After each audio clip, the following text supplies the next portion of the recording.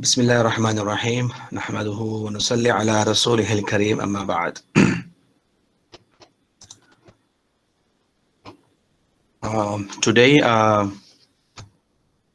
Today, our subject is the we are going through the scholars of Islamic economic thought, especially classical scholars. So we learn about Imam Abu Yusuf. Now we are moving to the next one. According to our course outline, which is Abu Ubaid al-Qasim bin Sallam. I think most of you now you know the name. I think most probably most of you know the name because we have two lecturer theater. So one is Abu Yusuf, the other one is Abu Ubaid. Am I right? So now I think you actually can relate yourself this room, whether you call it LT1 or LT2 or whether it is Abu Ubaid. So there is a reason why our faculty they name behind these scholars. I think because they are the great scholars of Islamic economic thought. In fact, if I have to talk about his work, I think I can talk to you the entire semester, I think, because it's a huge work and he has done so many other works as well other than this book. Um, but we are given a very short period of time. I think 1.5 hour, 1 hour, or we can only cover maybe two classes for him. So within within that time restraint, I think we have to give you um as as much as possible. So I'm trying my best to do that. But if you look into his work, and he used to be he used to be inspiration to many other scholars as well. So we need to keep it in mind. All these scholars, their work still available for you for references. Anytime you like, you can actually go back to their work, and whether it is academic or whether it is administrative, I think their work is actually really very helpful for those. Whether you want to run a government and you want to learn something from here, I think you have many things to talk about.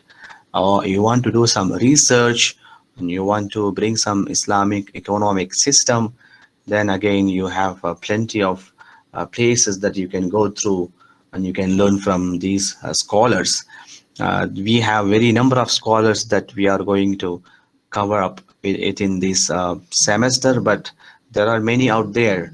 And our classes are limited, and for that reason we are picking the most important scholars, and also based on their work available. Alhamdulillah, most of the work also been translated into English, and some of the work actually it's not been translated, or maybe it is in the progress of translation. The current one is Abu Ubaid al-Qasim bin Sallam. Most of you know his work. His work is called Kitab al-Amwal. I think you know the definition of mal. We started learning that starting from the year one. So this is actually Amwal is actually the plural of mal. So and we so before we start, we need to also understand his background and who is he, and in what kind of circumstances he was going through, and then he actually started doing this, what made him to do that. So these are the things inshallah we are going to learn, and maybe in a couple of next classes, maybe next class, we are going to concentrate on his work, especially Kitab al-Amwal, the nature of the work, the methodology of the work, and in to what extent it can actually help you to develop or to improve the current economic system. Yeah, so inshallah with that note, let us start. um, okay, So this is the literature on public finance in Islamic economic thought. So now, if I have to translate the word al-amwal, yes, you can say wealth in plural, or you can say finance, or I like the idea of talking about, public finance. Um, this is amazing. I think this idea, actually, I like it. It came from Ogi Suharto. When he was analyzing critically, he wrote a book, Kitab al-Amwal, and though it is not a translation, it is a completely analytical analysis of the book. It's amazing. And before that, we have a translation of Kitab al-Amwal, which is translated by Noor Muhammad Gifari. In fact, Noor Muhammad Gifari, he translated Kitab al-Amwal by the name of the Book of Finance. But when Ugi Suharto started writing about this book, he said it is um, Abu Ubaid's concepts of public finance. Uh, that's quite amazing. So when we go and talk about the book, I think you will learn more. It is not about just your wealth and somebody's wealth. It is about the justice and the distributive system to every single Muslims and non-Muslims of whoever in your land, or who it is like, it is like a guide to a ruler. Regardless of their religion, I mean the subject's religion, regardless of subject race. It's quite amazing to learn about, the perception of non-Muslims towards finance, because we are in a country where we live in side by side, Muslims and non-Muslims. I think this this scholar Abu Ubaid can give you a lot. That's because his background. You need to know he was not an Arab. Yes, unlike Abu Yusuf earlier we learned, but he is different. Abu Ubaid, he came from Khurasan. He Khurasan currently, it is a place in Iran. Last time it was a place shared by the borders of Iran and Afghanistan, and he is towards to Central Asia, or maybe we call it Eastern provisions. I mean, it is Eastern.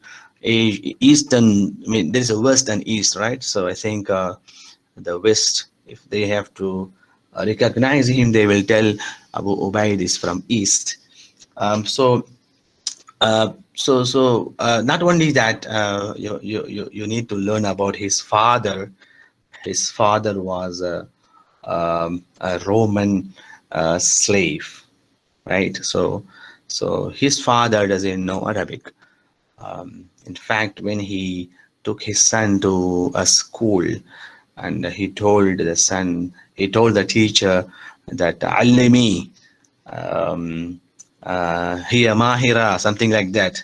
What I mean by that, actually, he used the female indications in according to the Arabic grammar. So meaning to say that his Arabic was not so good. I mean, the father's Arabic, and still he started asking the teachers to teach him. Uh, with that note, if you learn his background, he came from that kind of area. Subhanallah, he knows many other languages, and without Arabic as a as a mother tongue, you won't believe this. He started teaching Arabic to the Arabs, because his great work. He was known because while he was living, he was not known for Kitab al-Amwal.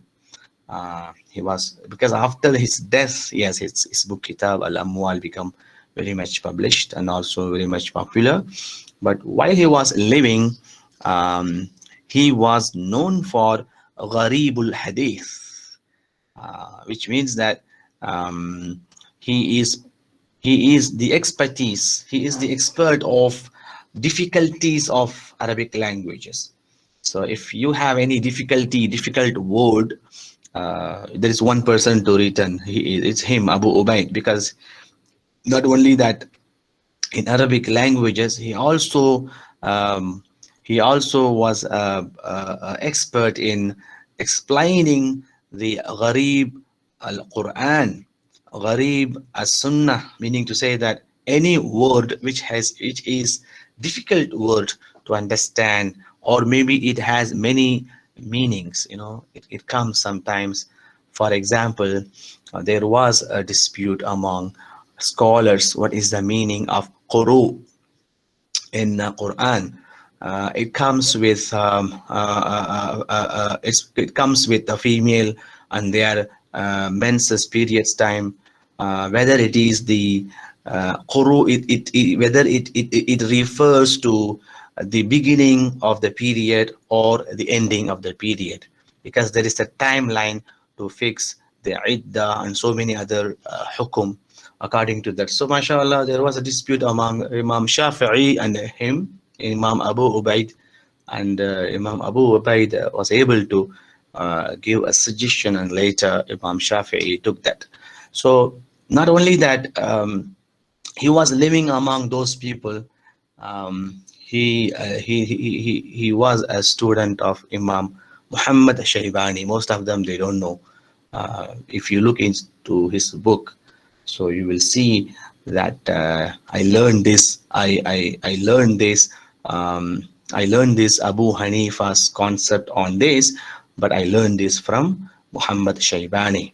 I told you last time, Imam Abu Yusuf and Imam Muhammad Shaybani, these two were the close students of Imam Abu Hanifa, and not only that, he was the he was the scholar living around while Imam Ahmad bin Hanbal was also living around. In fact, Imam Ahmad ibn Hanbal said, this scholar is the best scholar, and his good deeds are keep on increasing, meaning to say that his praises is going everywhere every day. There are so many scholars. Yahya ibn Ma'in, even he traveled around the world. He went to Egypt together, and this is the time frame you need to learn that he was living in the time of um, end of Umayyad period, and also the beginning of Abbasid period. And you need to learn that this kind of scholars coming from far, he is not from Kufa or Baghdad or Medina or Mecca. He is coming from Iran that time. He is coming far and far, Khurasan, and and it is not that easy to come to a place and you show your expertise. I think you understand what I'm saying. But mashallah, he was able to sit and discuss. Especially, he started showing his interest in Arabic language. He was also an expert. Then slowly, one by one, he started actually writing this book. Later, it was published. So, in order to understand him, you need to understand his colleagues. Not to say colleagues. You need to understand his time, and also especially with related to Kitab al-Amwal, we need to also look into other books related in this. So the first book that I'm going to tell you, which I taught you last week, we learned Kitab al-Kharaj, written by Imam Abu Yusuf. I think you know the book the book talks about taxation, and then you have Yahya ibn Adam. Within the same time period, you can see the date. You can see when he died. Yahya ibn Adam died 203. Imam Abu Yusuf died 182, right? So now you can see before Imam Abu Ubaid started writing this book Kitab al-Amwal, he already had two books in market. One is Kitab al-Kharaj by Abu Yusuf, the same name Kitab al-Kharaj by Yahya ibn Adam. The differences between these two Kitab al-Kharaj is actually the one is written based on the request of um, Harun al-Rashid, the Khalifa of that time. So Imam Abu Yusuf responding to the request of Harun Rashid. So if you look into Imam Abu Yusuf book, it's a kind of guide, completely is a guide to the ruler. How you supposed to handle this. Um, the other one is Yahya bin Adam. The Yahya bin Adam is actually completely, if you look into his book, which is not in our course outline, but you are free to look into his book because Shams, because bin Shams, the one who translated Kitab al-Kharaj, so the book that right now also I got the translation of Ben Shams. He is the one who translated the entire three Kitab al-Kharaj, including Imam Abu Yusuf and also Yahya bin Adam, and also the one came later, which is Qudamah bin Ja'far, the one who died 320 Hijri. So if you want to look into other books, yes, of course, bin Shams actually compiled all three taxations, Kitab al-Kharaj, in one compilation. That is very good to see and also compare. So as I was saying, you look at number three, Abu Ubaid al-Qasim ibn Sallam, right? The one who died 224. So all these people, mashallah, all these scholars, especially the first three scholars, they were within the third century. So it's not that far after Prophet Sallallahu Alaihi Wasallam's demise. It's within the 300 years. These scholars came and also did something.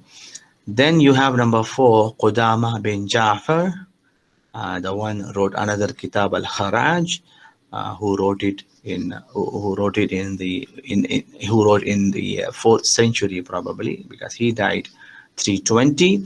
Then we have Abu Ja'far al-Dawudi, died 402, who wrote also by the name of Kitab al-Amwal. And then again we have one more which is Ibn Zanjawai, who also died at 251, who also wrote Kitab al-Amwal.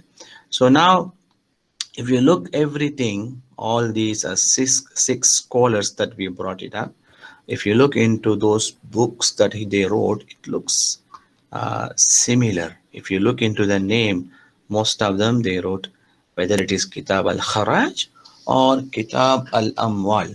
So I think this is quite interesting to learn that all these scholars, um, they could have done different names.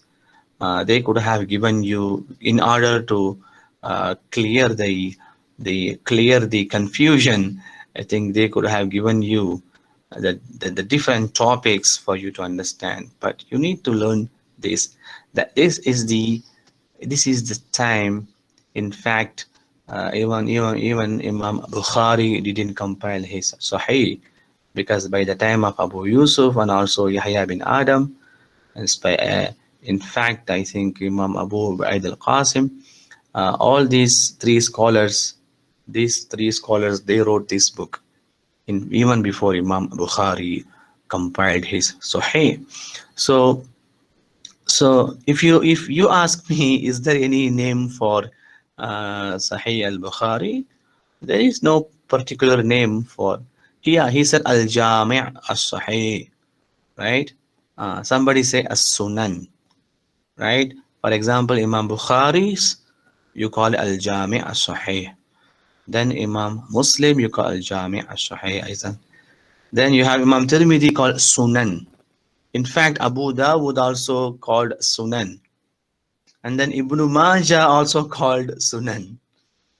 Then you have Nasa'i also called Sunan.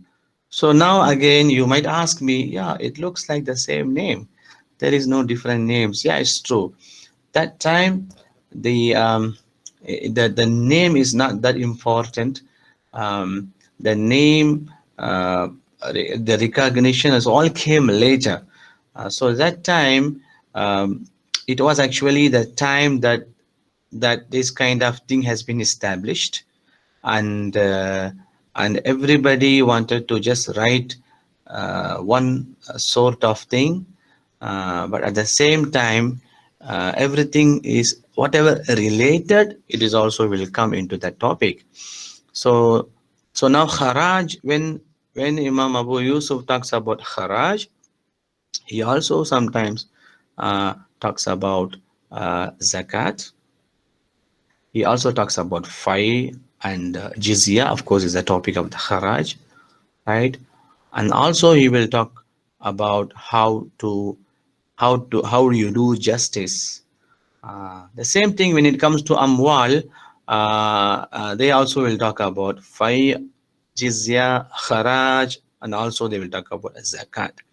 So if you look into those topics, yes, they talk about everything, and everybody has a different methodology to talk about. As I told you last time, what was the methodology of Imam Abu Yusuf when it comes to Quran and Sunnah? So that is actually a great takeaway from last class.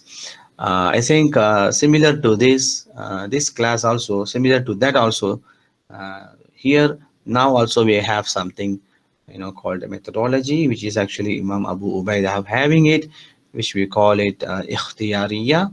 We will inshallah later we will discuss when it comes to methodology.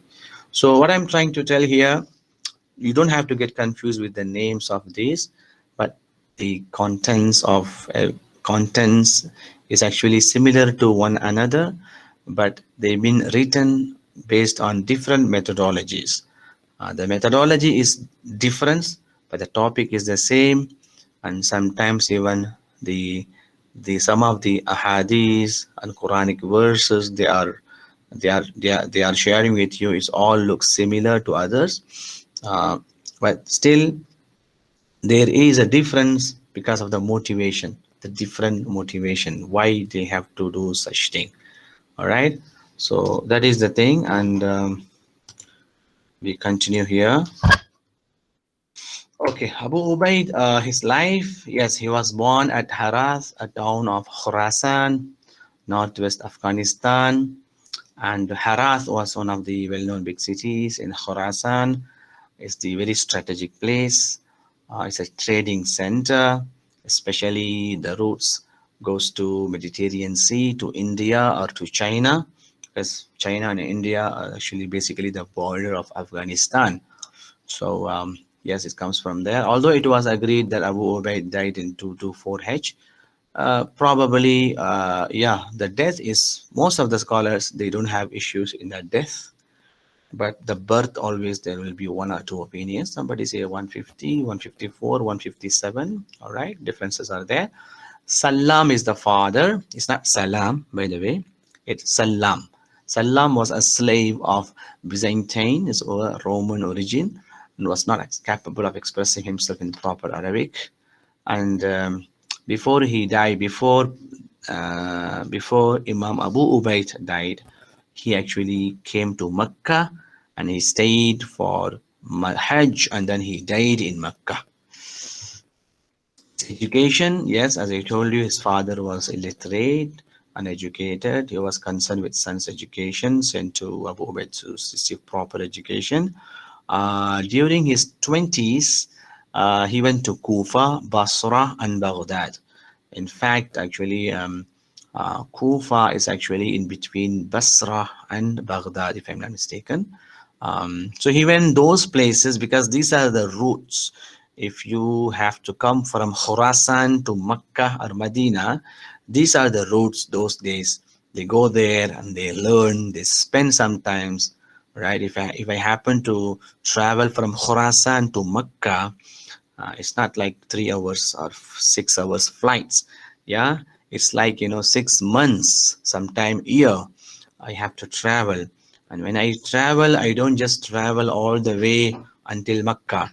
I stop somewhere and I stay and I learn something. I will go and do some survey what I can do in this place. Most probably, I will be bringing some stuff to do some barter exchange. I will be sitting there, I will be opening my market, I will be selling something, and then I will meet somebody, I will go to their places for discussion. This is what the life is. Most of the time, those days, they go, in fact, they also marry on the way, they leave, and then they take their family to another place. And then if they are expertise, uh, there were many governors of those places. It will come to governor's attention, and then the governor will call them and they will respect them, and then they will offer them, they used to offer them places, the accommodation and foods facilities and all. These were the culture tradition of those days. So, like I said, it is impossible for him to stay in one jamia or university to learn all this. He has to travel. Those days, seeking ilm is not that easy like today. Today, mashallah, you look at, see, this is the grace of Allah. Even though we are not able to do face-to-face classes, but Alhamdulillah, look at us. We are having some sort of medium channel where we can actually interact each other, we can learn something each other, right? But those days, in fact, you want to learn something, you have to travel, you have to leave everything what you have, and then you have to be learning like until you die, right? You will be hearing this when someone want to learn one hadith from someone. He has to travel 3 days, 3 nights, and then he has to go. He went there, and then the person was not there because there is no communication those days. The person went to another place to do something. Then this person was waiting for him until the person came back just to receive one hadith, 2 lines or one line, most probably. you know that's how they spend their time. And it was not that easy to get that kind of. Today, alhamdulillah, we have everything. We got everything compiled online. You just click one click away, you get everything. Mr. Google will teach you. You can actually no need to even go to places. You can just, things will come to you, you don't have to go there, right? Like today as we are doing online shopping, you just click one way, it comes to you. Right, so we need to be grateful to Allah that these kind of things are coming to us. Look at us. He studied from 52 teachers and masters, including Sharik bin Abdullah al-Qadi, Ismail bin Jafar Abi Kathir, Muhammad al-Hasan al-Shaybani. As I told you, Imam Muhammad is a student of Abu Hanifa. And Sufyan bin Uayna is actually a scholar that time when Abu Hanifa was there. Abdullah al-Mubarak, Yahya al-Qattan, and Waqi' bin Jarrah. And some of his teachers were jurists, commentators of the Quran, memorized hadiths and narrators. Right? He became famous in Baghdad after he began to teach Gharib al-Hadith. I told you difficult Arabic words. And he wrote books, many books. Among his well-known work were Kitab al-Gharib al-Hadith, Gharib al-Quran, Ma'ani al-Quran, Al-Nasikh wal-Mansukh, um, al-Quran, which resorts to tafsir, ta'wil, and of the text and magnum opus of Kitab al-Amwal. In fact, I think I studied somewhere when Ibn Kathir, the famous Mufassir, the one who do tafsir, the one of the famous Mufassir is Ibn Kathir. In his own book, he is referring to Kitab al-Amwal, especially Abu Ubaid. In fact, there is um, what we call it, linguistic expert like Ibn Manzur, like Lisan al-Arab, right? Even Ibn Manzur, when he referred to some of the words, he is taking the references of Kitab al-Amwal, references of Abu Ubaid. You need to understand here, Kitab al-Amwal has nothing to do with um, with a dictionary, creating qamus. Yeah, it has nothing to do in writing tafsir. But look at it. When he is an expertise in Arabic language, Arabic grammar. What happens that whenever he is writing something else, that expertise also comes together. So you see, even though Kitab al-Amwal is in finance, but part of that book is also helping a mufassir to understand Quran, and also part of it is helping a linguistic expert, um, a dictionary to understand. So this is the amazing part, amazing thing that we need to know, because one scholar not necessarily has to be stuck with one area. Those days they had many areas to learn things, and then when they were promoting, I mean, when they were writing something, it always comes. That's how you can see here. In fact, the hadith that he compiled, there are many hadith that he compiled in Kitab al-Amwal. Many other scholars also referring to that hadith. In fact, Kitab al-Amwal is not the book of hadith. This is what you need to know. Why I'm saying this, the compilation of hadith came later. If you remember, go back to Imam Abu Yusuf's methodology. I told you earlier, uh, compilation of hadith. It is not like Quran wal hadith. It's not like Quran and then you have all the compilation of hadith. No, there was Quran, of course. That is first. That's why we call, that there is another famous name for Quran, which is Al-Kitab. uh, min al-kitabi was sunnah, they used to say. Al-kitab is actually al-Quran. That is the only book, right? You don't call hadith as a book, as a kitab, because later only we started calling everything, like for example this one, we call it kitab, right? But those days al-kitab means only Quran. Then you have Sunnah. When it comes to Sunnah, is a tradition of Prophet Sallallahu Alaihi Wasallam, and then followed by companions, and then followers of companions, and then followers of the companions, right? So these are the Sunnah is was there. So now, if you look into that perspective, Kitab was only Quran, the rest all ijtihad. They were doing ijtihad based on al-kitab, and then supporting evidences. They were looking for the supporting evidences from a sunnah.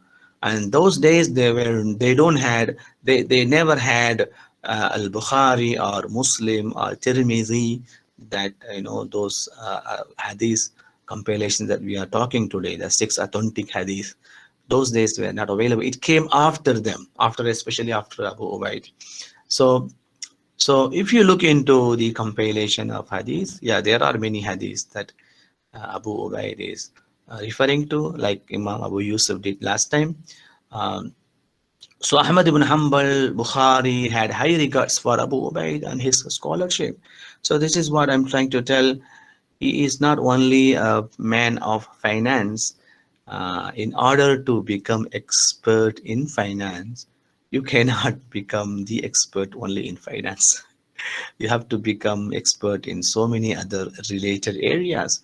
So that is the reason why, subhanallah, our curriculum is way better than somebody's other curriculum. Because as a student of economics, as a student of finance, as a student of accounting, you know your curriculum. You already learn your course outlines and the class outlines and then the entire program list.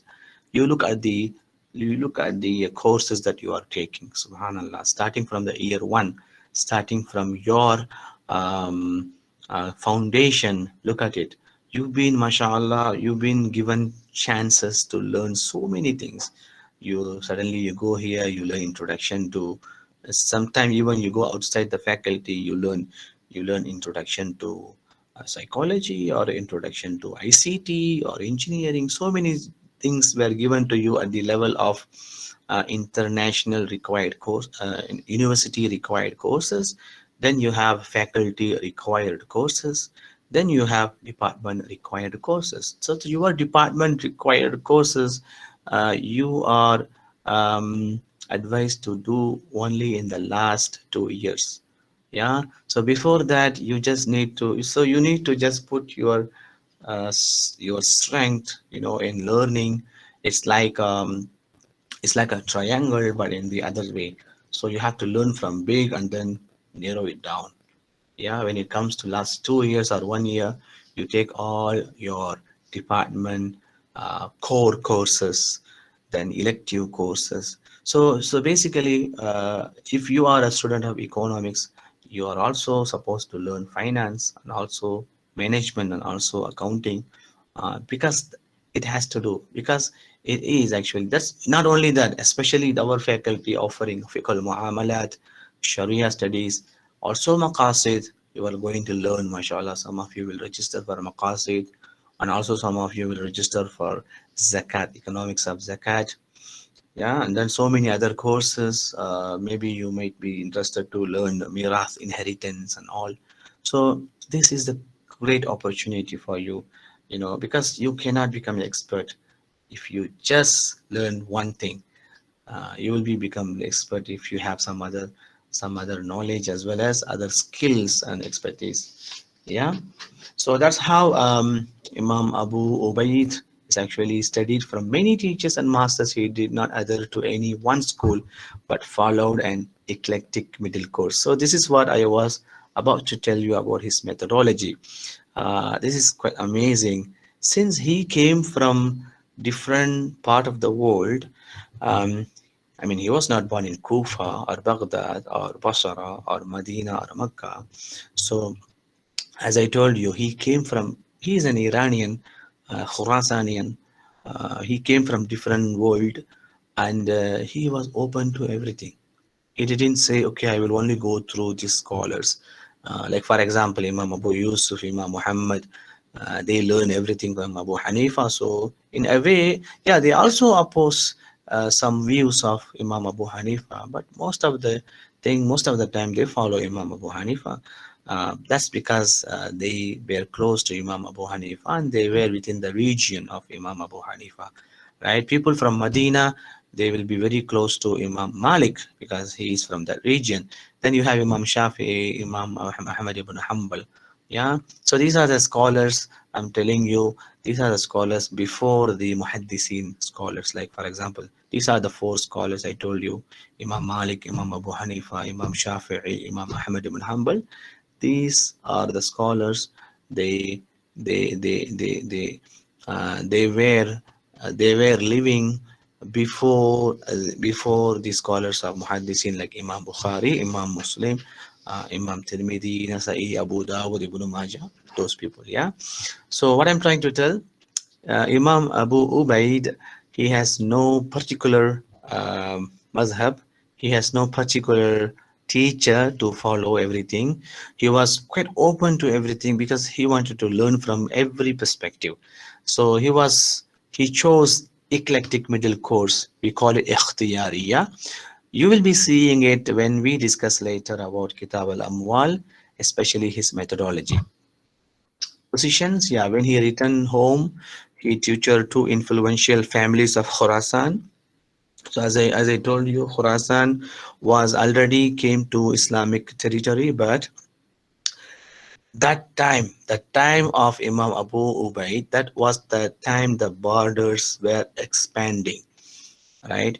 You have to understand this. That's why last class I told you about the historical background of Imam Abu Yusuf, especially when it comes to regions, the political powers, the war and administration and everything. If you look into that, as I told you, starting from Umayyad and then went to Abbasid, then later it went up to um, the borders of Sindh, the borders of India, and then the other side it went to the borders of Andalus, Spain, right? But during Abu Ubaid's time, the territory was expanding until his region of Khorasan. So if he was there, it is called Thogur. I think you will learn the word Thogur. Thogur means it's a borders. The city that he was living is actually Tarsus. In Tarsus, if you go from there, if you look into the other side, you will be seeing the non-Islamic state. Yeah. So now there is a border between Islamic State and non-Islamic state, and of course, in the Islamic states, you have governors, you have influential families, and Imam Abu Ubaid was very close to those governors because those governors wanted to hire him to teach their children. They are especially from their government people and policy makers, right? And also he went to Baghdad, uh, and then he was close contact with local dignitaries. So dignitaries means here the governors, the political party, the political people, influential people. He was entrusted as a private teacher to the family of Harthama bin A'yan, a commander of Harun Rashid. So he was that was the time Harun Rashid, right? You see, Abu Yusuf also was living under Harun Rashid, and then same time Abu Ubaid also was living under the Khilafah of Harun Rashid. So these are the same time I'm talking about, just few years difference here and there, but concurrently they were living in different part of the world. A commander of Harun Rashid who later moved to Khurasan. Abu Ubaid was a Qadi in Tarsus for 18 years during the period when Thabit bin Nasr. So these 18 years before he moved to before he was coming back to Baghdad, he was 18 years. He was actually under the he was a Qadi of Tarsus. Most of the informations were not available what he was doing 18 years. But after this only he started writing Kitab al-Amwal. Background of Kitab al-Amwal, yes, of course, as I told, I was given you some background here. Tarsus was at the western end of the Syrian Sugur frontier, the borders between the Muslim territories and non-Muslim empire. The town of Tarsus was vulnerable to attacks from both the Muslims, Byzantine side. One side you have Romans, the other side Muslims. It became the object of capture and recapturing by opposing. So there were always war. It was, obviously it is called red zones because it was a war zones. However, during the period in which Abu Ubaid was holding the office of Qadi, yeah, that time Tarsus was under Islamic territory, Muslim state. Um, Also, when he was a Qadi at Tarsus, he was confronted with issues of various sects, Firaq we call it, sect, and the war with the Byzantine. And those period also I told you there were so many issues with Aqidah. Today we don't have issues with Aqidah because it's all settled. But those days it was a starting period. Somebody had a different ideas, and then because of that they were having different types of belief system. So he was dealing with all those firaq. Since unity is crucial in the border between Dar es Salaam and Dar al Harb, as I told you, one side you have Dar es Salaam, which is Islamic State, the other side is a Dar al Harb, which is a war zone. The existence of such sects would be detrimental to the Muslims. Besides the issue he was confronted with in Tarsus, when he went back to Khurasan during the emergence of Abdullah bin Tahir as a governor, it was already transformed into a prosperous city. Kitab al-Amwal does play its role in the fiscal rearrangements of the Tahrid dynasty. This Tahirid dynasty is actually from Iran. The arrangement was to allocate the major revenue of zakat for local distribution and the benefits of Khorasan people. So I think he from here you will understand his background. When he was writing Kitab al-Amwal, it was quite easy for him to, to deal with those things because he was because this is also a book, talks um, about non-Muslims. How do they pay? I mean, we know, we told, yeah, of course we know they have to pay jizya. If someone is non-Muslim and living in under Islamic State, yes, you have to pay jizya. We know that, of course, everybody talk about it. But what are the issues in paying those jizya? Let's say a non-Muslim is running alcohol. A non-Muslim is running uh, um, non-halal meat or some factories kind of thing. So how do you collect taxes? How do you collect jizya from? These are the amazing thing, he discussed because he lived in that area and he know the consequences and all. That's quite amazing to go through the book. Abu Ubaid must have faced legal problems relating to conquest, which involved Muslims as well. Um, yeah, involve Muslims as well as non-Muslims, such as the problem of land, spoils of war, captives, and taxation. So you will be seeing so many prisoners here and there. How to deal with those prisoners? If you ask the prisoners to work, how do you collect taxes from them? There are so many things. Due to this, the Sharia ruling pertaining to the status of Thugur, I mean frontier lands, those lands that are in the borders, whether or not they belong to Dar es Salaam, are also dealt with in Kitab al-Amwal. So during this period that there was a peace agreement and an exchange of captives arranged by the leaders of two armies, and this was reflected in Kitab al-Amwal on rulings regarding captives and prisoners of war, and also the need for strengthening the local administration, which requires public finance and fiscal reform to ensure justice and the fulfillment of public needs. So you can also read Suharto Abu Ubaid's concept of public finance. So this is amazing.